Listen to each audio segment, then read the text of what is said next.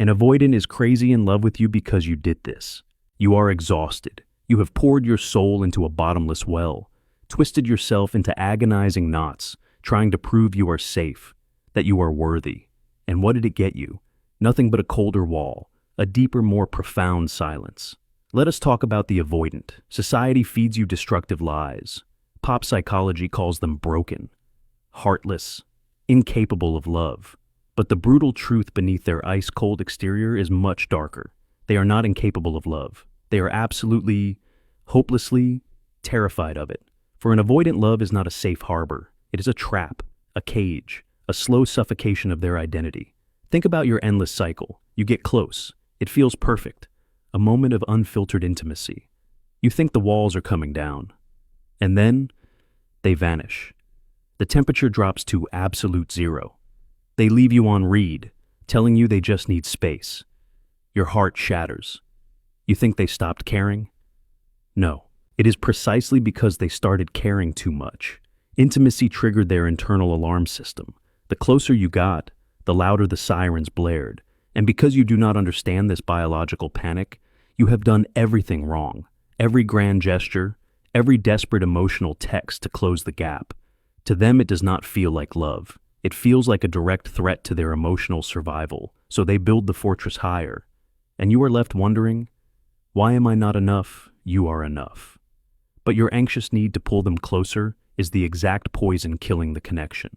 You cannot love an avoidant into submission. Their brain views your relentless pursuit as a warning. The harder you chase, the more their nervous system screams to run. But there is a paradox, a hidden psychological loophole in their defense mechanism. They are built to deflect pursuit, but they are entirely defenseless against a very specific type of silence. A profound shift in your vibration. It is not a manipulative game. It is a radical restructuring of your own presence. When you stop doing what they expect and start doing this, everything changes. The power shifts back to you. The avoidant is no longer running away. They are running toward you, obsessing over the quiet, powerful space you left behind. They become crazy in love with you, precisely because you stopped forcing them to be. Welcome to the great paradox of avoidant love. Let us step inside the mirror and look at the dark corners of their mind. You think they are rejecting you. You think they looked at your unconditional love and decided it was not enough. But you are not fighting a person. You are fighting biology.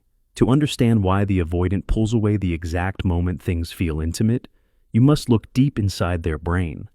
Deep within sits the amygdala, the brain's primal alarm system. Its sole purpose is to keep them alive by constantly scanning for threats. For you, emotional intimacy is the ultimate reward. Your brain floods with bonding chemicals. You feel anchored, deeply safe. But the avoidant's brain is wired differently. Somewhere in their early development, their brain learned a devastating lesson. It learned that relying on others is a liability. That vulnerability inevitably leads to pain.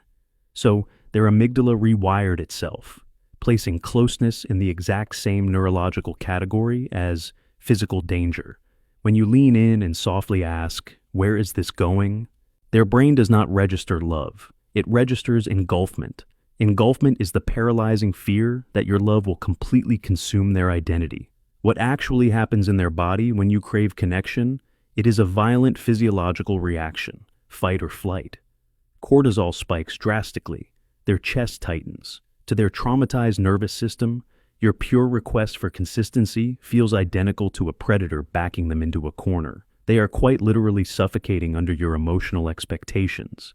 And when someone is suffocating, they do not think about logic or your broken heart. They only think about getting oxygen. This is when their deactivating strategies are deployed. You perceive their sudden coldness as malice, but in reality, their brain is just pulling the emergency brake. Their subconscious desperately manufactures reasons to create space.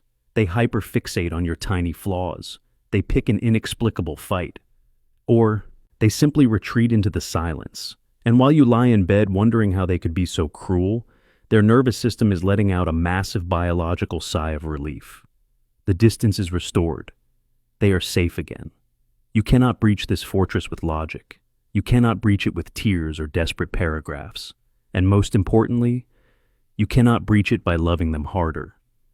Loving them harder just triggers more cortisol. It proves to their hypervigilant amygdala that you are a persistent threat to their independence. To bypass the fortress, you must completely stop triggering the alarm.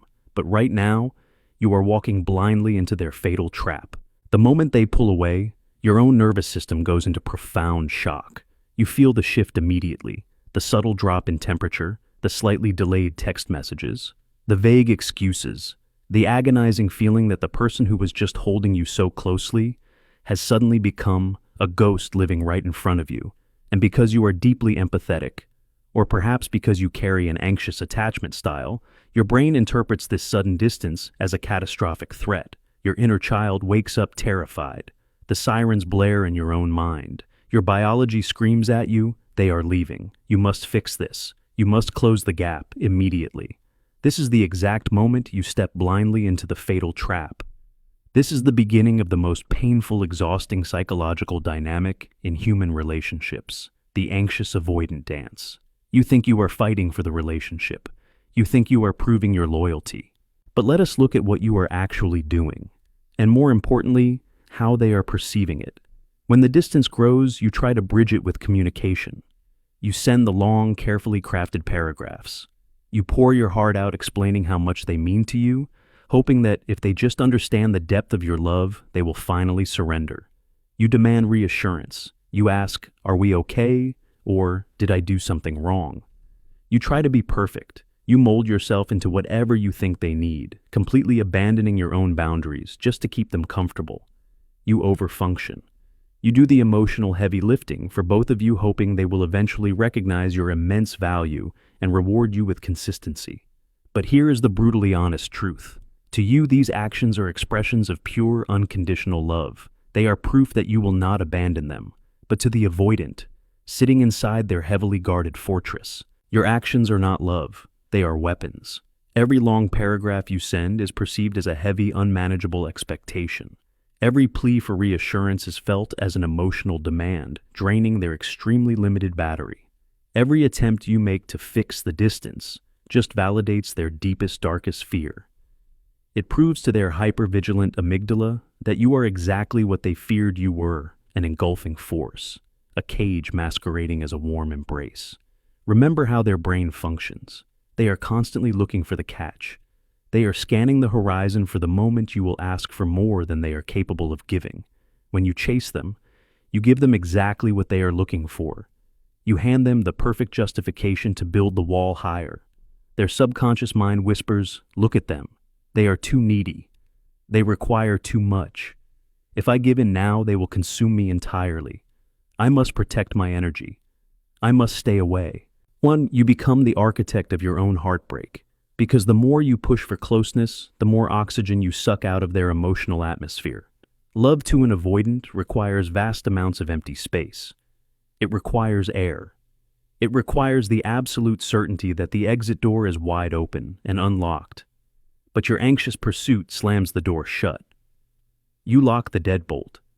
You stand in front of the exit begging them to stay, and a trapped animal will always bite. You are drowning in a psychological quicksand. The harder you struggle to pull them back, the faster they sink away from you. The more you explain your worth, the less they value it. Your pure, beautiful, undeniable love has become the very thing suffocating the connection. You cannot win this game by playing by your rules. You cannot heal their avoidance with your anxiety.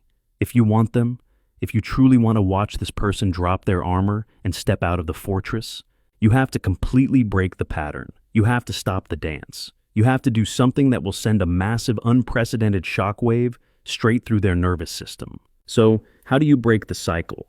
How do you penetrate a fortress designed to withstand every emotional weapon you possess?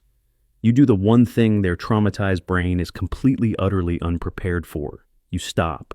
You drop the rope. You introduce them to this, the psychological concept of radical non-reactivity. I want you to visualize the dynamic right now. They have triggered their deactivating strategies. They have pulled away. They have retreated deep into their silent, frozen cave. At this exact moment, their nervous system is bracing for the inevitable impact. They are holding their breath. They are actively anticipating your anxiety. They are expecting the double texts.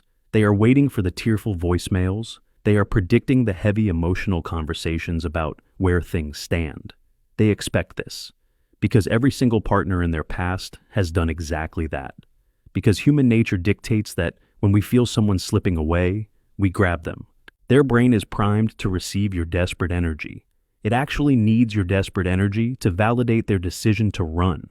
Your pursuit is the fuel that keeps their defensive engine running. But then, you do the unthinkable. You offer them the most confusing, terrifying, and ultimately intoxicating thing an avoidant can ever experience. A deafening, absolute, unbreakable silence. When they take a step back, you do not take a step forward. You do not panic. You do not overcompensate. You simply stand your absolute ground. When they leave your message unread, you do not send a follow-up question. When they vaguely say they are just really busy lately, you do not ask when they will be free. You simply say, I understand. Have a great time. And then, you vanish into the beautiful, rich architecture of your own life. You must deeply understand the profound neurological shock this causes in their brain. Their deactivating strategies are a heavy steel shield, but a shield is only useful. It only has a purpose. If there is an incoming attack, they have raised their shield against your love, waiting for the heavy blow of your expectations to strike it. But the blow never comes. The silence stretches. One day passes. Then two. Suddenly their hypervigilant amygdala, the alarm system that was violently screaming about the threat of engulfment, becomes profoundly disoriented. The cortisol levels begin to drop. The fight or flight response powers down. Wait, their subconscious mind whispers. Where is the trap? Where is the pressure? Why aren't they chasing me? This radical non-reactivity completely short-circuits their entire defense mechanism. You have suddenly removed all the emotional friction. You have stopped pushing against the door, and because they were leaning